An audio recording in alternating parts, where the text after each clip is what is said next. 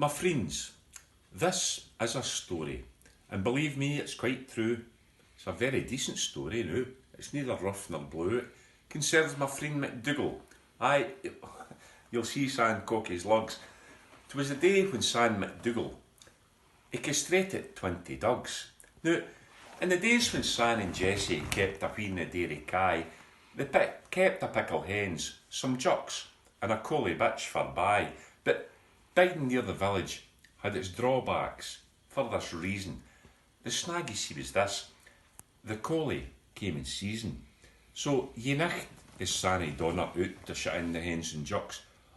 Upon my soul, it was round the door, but 20 muckle dugs. There was labradors and collies, there were whoppets there as well, bulldogs, greyhounds, tories, every breed twin here and hell, and every he dog present had the male's desire and itch to spend an hour or twa with San McDougall's bitch.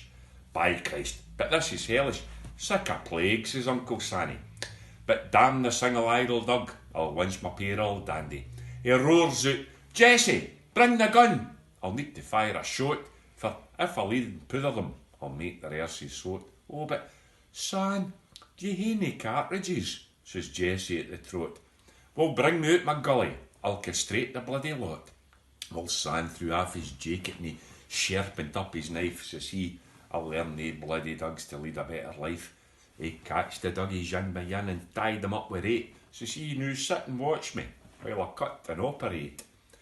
Some duggies yowl, and others bark it. Some gimp and peed and others fart it. While Yin would growl and row at scene and yep to the heavens high. But other Uncle San would say, your courting days are by. Says he, now duggies, run on hame, you'll bother nae mere bitches. Come back again in 2 or 3 days and I'll take out your stitches. Now in the town of Darville, will you please all mark my words, as sure as I'm sitting here, there's 20 stainless dugs. Then in the town of Darville, there appeared upon the scene a great big yellow tomcat. He was christened TMSA. Oh, he was a bloody menace, a thieving, gutter snipe. He'd steal sausage, links or pudding's liver, potted hoch or tripe. He'd sneak in an old wife's bedroom and afore us all could blink, he would sit and pee and fill the place yon hellish tomcat stink. He'd dig and scrape and mess about in town folks' tatty plots, and he'd spray a flood of slurry over green kale and shallots. TMSA was seldom idle, whether stable, street or byre.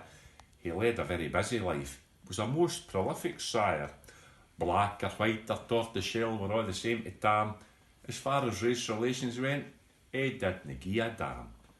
Well, the neighbourhood got overstocked with numbers that would vex ye, but all the tabby cats would say, think TMSA's right sexy. Twice a year a cat had kittens, and whenever they were seen, ye kent without a second glance they were sired by TMSA. Now, Jock Meikle had a tabby cat.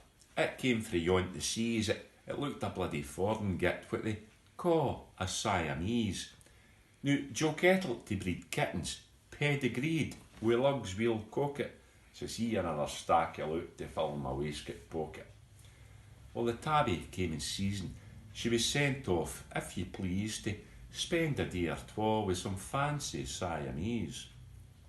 Well, the time at last arrived for the tabby cat's confinement. She was nestled down inside a box, and there was great excitement. She'd kittled 10 big bony kits, each one a tortoiseshell. Oh, when old Meikle saw them, he blew a gasket. Oh, to hell, he says, John Butter, fornicate and git that prowls round the loose. He's been up here and that I'll swear, and snecked old Mother Puss. Well, he loaded up a shotgun, or the cartridge he could carry. He sharpened up his gully, and he set off on safari. There was a skirmish at the smithy. There was shots fired at the toll. Big Tam lost a bunch of fur, and a slug went up his. Round the turf a tail he flew, and scod at blistered paws. Bang, bang! Again went old Jock's gun, and aft flew Big Tam's. When the smoke of battle lifted and the casualties were seen, Well, Jock was nearly bugger. Aye, and so was TMSA. Jock Meikle had a twisted leg, his big break arse was torn. Tam had lost some vital parts and half his lug was gone.